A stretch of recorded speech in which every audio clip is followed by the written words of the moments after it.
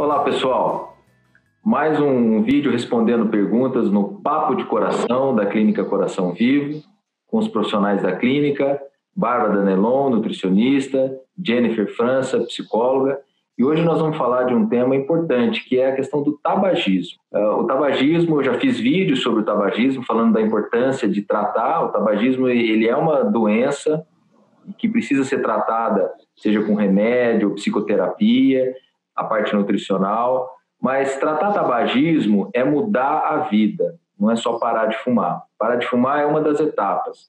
Tratar tabagismo é ter um novo olhar sobre a vida, um novo relacionamento com a alimentação, com a atividade física, e isso é possível com ajuda. Então, eu gostaria de perguntar para a Jennifer, começando aqui com a Jennifer, depois nós vamos passar para a Bárbara, como que é essa questão do apoio psicoterápico para o tabagismo? Por que isso é importante ter um apoio psicológico para parar de fumar? A questão do comportamento do ato de fumar, ele causa uma dependência. Essa dependência, uma coisa que os pacientes perguntam muito, assim, essa dependência é orgânica, é química, eu tomo o remédio e está tudo resolvido? Não, ela tem outra fonte de dependência, que é a comportamental, a psicológica. Às vezes, a medicação, ela faz a função de tirar, assim, a questão química do tabagismo, mas o comportamento, ele está instalado há muito tempo, principalmente se você é fumante há muito tempo. Porque o hábito de fumar está incorporado, como se o cigarro fizesse parte do corpo da gente, do fumante, né? Eu costumo falar para os pacientes que parar de fumar não é fácil. É como se você terminasse um relacionamento, terminar com a namorada gostando dela. Mas esse termo de namoro foi impulsionado porque o relacionamento era um relacionamento que não fazia bem. Ou seja, o tabagista, aquele que fuma, ele gosta de fumar. Mas ele sabe que não faz bem o ato de fumar, não faz bem para a saúde dele. Esse comportamento a gente tem que sair do automático. A parte psicológica é trazer do automático, daquilo que você faz sem perceber, é trazer para a consciência, para você conseguir pensar se aquele cigarro fazia sentido, por que você estava fumando, qual é o papel do cigarro na sua vida. Sim, e uma coisa que é interessante é para vocês entenderem, né, como é que o cigarro vicia, né? Por que ele gera esse comportamento automático? Porque o que a Jennifer está falando, né, Bárbara, é que o cigarro ele gera um comportamento automático. A pessoa vai fumando e nem percebe que está fumando, né? Uhum. Então, o cigarro ele tem a nicotina, que é uma substância que ela inibe o cérebro, ela gera um relaxamento. E o cérebro, como começa a entrar muita nicotina, o cérebro ele começa a entender que ele tem que produzir receptores, como se fosse uma fechadura ali e a nicotina uma chave.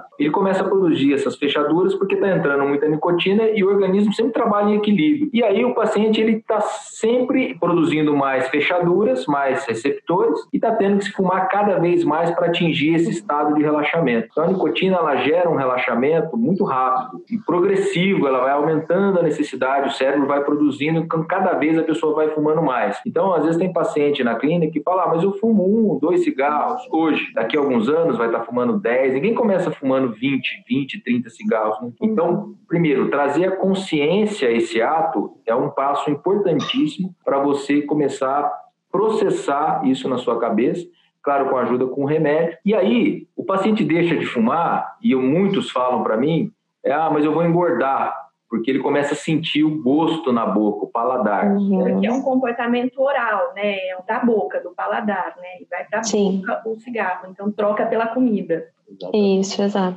E aí, Bárbara, eu queria que você falasse dessa questão aí, o cara, né, o paciente parou de fumar. E aí, como é que a gente vai orientar a questão alimentar dele? Sim, tem essas duas vertentes que podem levar ao ganho de peso, né?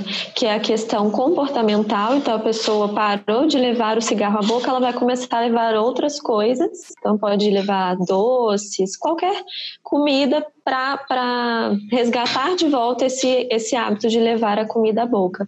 E também a questão do paladar, que começa a mudar, a pessoa começa a redescobrir o sabor dos alimentos, então tudo fica muito mais gostoso, né? Então o ganho de peso pode estar associado com essas duas vertentes. E aí o acompanhamento nutricional é muito importante, porque assim, esse hábito comportamental, no início, ele pode ser substituído por alimentos mais saudáveis. Então a gente continua trazendo alimentos à boca, mas de repente gente fazendo palitinhos de cenoura, de pepino, que é uma coisa que a gente costuma orientar para os pacientes, orientando através do consumo de alimentos ricos, por exemplo, em uma substância que pode levar um certo prazer para o cérebro. Então, por exemplo, o cacau, o chocolate rico em cacau, então pode trazer essa sensação de alívio para o paciente que está muito estressado.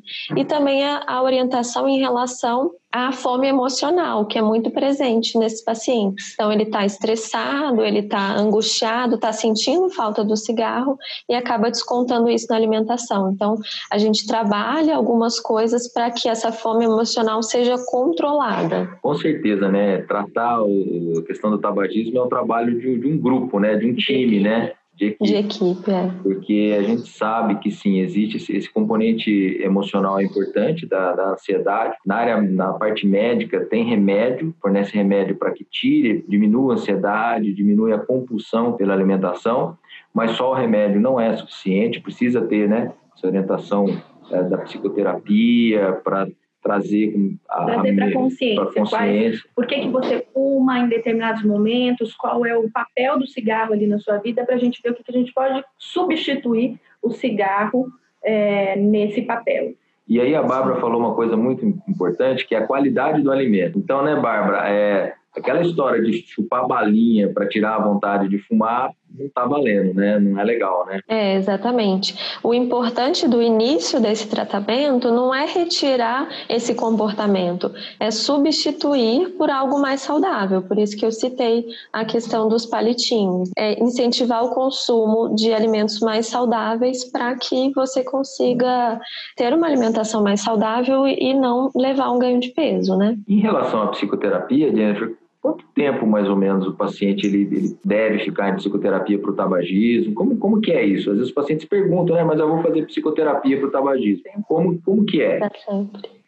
Claro que depende de cada caso, cada paciente é único e ele tem o seu processo. A gente tem um inicial aí de 3 meses, que é até o tempo da medicação que se utiliza. A gente começa com um intensivo de toda semana nesse tempo e a gente vai graduando os encontros para 15 dias, para uma vez por mês, até a gente costuma dizer, o paciente com 1 ano de cessado o uso do cigarro, ele está, digamos assim, ele parou de fumar, ele pode ter recaídas, mas o que a gente tem observado em estudos é que quando tem um acompanhamento multiprofissional, o tratamento tem um sucesso maior. A taxa de sucesso é maior.